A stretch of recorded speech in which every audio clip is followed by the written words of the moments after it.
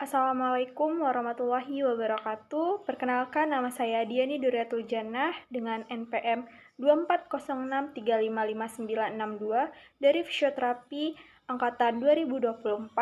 Kali ini saya akan menjelaskan terkait materi-materi yang berkaitan dengan kasus-kasus yang berada di sekitar saya. Pada kali ini saya akan menjelaskan tentang penurunan pendengaran atau presbikusis yang mana berkaitan pada sistem sensori. Penurunan sistem pendengaran akibat penuaan atau istilah lainnya adalah budek yang kerap terjadi oleh para lansia. Hal ini dikarenakan adanya gangguan pada saraf vestibular. Saraf vestibular merupakan saraf yang berfungsi dalam keseimbangan serta pendengaran. Apabila kita mengalami kesulitan mendengar atau kesulitan dalam keseimbangan, hal tersebut berkaitan pada saraf vestibular. Maka dari itu, penurunan pendengaran pada lansia merupakan penurunan fungsi dari saraf vestibular. Sistem sensorik pendengaran terdiri dari beberapa bagian yang berperan dalam menangkap dan mengolah suara. Yang pertama, koklea atau rumah siput, yang mana mengandung sel rambut sensori yang mengubah getaran suara menjadi impuls listrik. Yang kedua, saraf auditori yang mana mengirimkan sinyal dari koklea ke otak.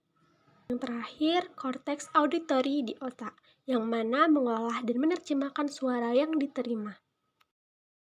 Pada presbikusis terjadi kerusakan atau degenerasi sel rambut sensori di koklea, sehingga suara tidak dapat diubah menjadi sinyal saraf dengan baik. Akibatnya, otak menerima informasi suara yang lebih lemah atau tidak dapat terdeteksi sama sekali. Maka dari itu, terjadilah permasalahan penurunan pendengaran pada para lansia. Nah, gejala-gejala yang terjadi itu bermacam-macam. Yang pertama itu seperti kesulitan mendengar suara bernada tinggi, kemudian sulit memahami percakapan terutama di lingkungan yang bising, kemudian mengalami tinnitus atau dengingan di telinga, dan terakhir perlu volume tinggi untuk mendengarkan suara dengan jelas.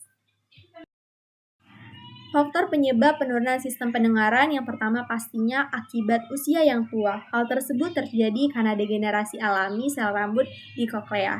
Kemudian paparan bising jangka panjang yang mana dapat mempercepat kerusakan sensori, tepatnya pada saraf vestibular. Kemudian faktor genetik. Hal ini menyebabkan beberapa orang lebih rentan mengalami gangguan ini. Kemudian yang terakhir pastinya karena penyakit kronis seperti diabetes, hipertensi, dan lain-lainnya. Hal tersebut terjadi karena kurangnya aliran darah ke telinga dalam sehingga menyebabkan penurunan pendengaran. Selanjutnya, penanganan yang dapat dilakukan untuk kasus ini adalah yang pertama, dengan alat bantu pendengaran. Hal ini dapat memperkuat suara yang masuk.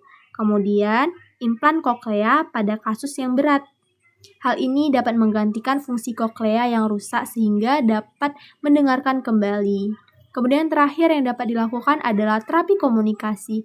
Hal ini melatih cara mendengar dan memahami suara dengan lebih baik.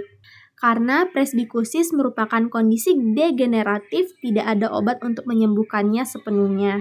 Namun, penanganan yang tepat dapat membantu meningkatkan kualitas hidup penderita.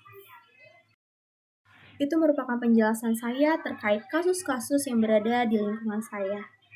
Sekiranya apabila saya ada kesalahan dalam penjelasan atau dalam bertutur kata, saya mohon maaf dan saya akhiri. Assalamualaikum warahmatullahi wabarakatuh dan terima kasih.